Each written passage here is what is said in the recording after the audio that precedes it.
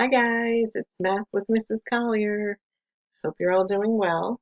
Today we're going to be adding mixed numbers. And just a little review of what a mixed number is. A mixed number is when you have a whole number and a fraction combined, mixed together. So we're going to take two of those mixed numbers and we're going to learn how to add them both together. So step one is to look at your denominators and make sure they're the same. In this case, they are, and they're both 4. So all I'm going to do for step one is move the denominator over. And step two, now we're going to look at the numerator. In this case, they do not have to be the same. They can be different because that is what we're going to be adding together. 1 plus 1 is 2. 1 plus 1 is 2. Now I'm going to look at my whole numbers in step 3, and I'm just going to add those two together as well. We have a 3 and a 2, so 3 plus 2 is 5. Now we're not quite done yet.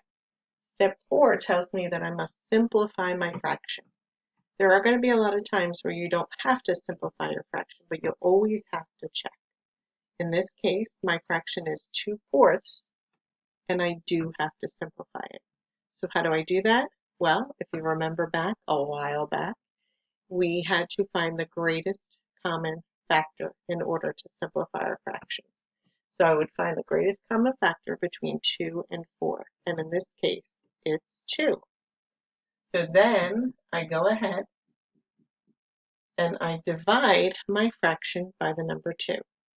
So 2 divided by 2 is 1, and 4 divided by 2 is 2. And then I'm going to move my whole number over so that I create that mixed number. You don't want to leave it over here. It gets confusing. So my final answer is 5 and 1/2. So if I were to add 3 and 1/4 with 2 and 1/4, it would equal 5 1/2. So it's a little bit different than what we originally started with.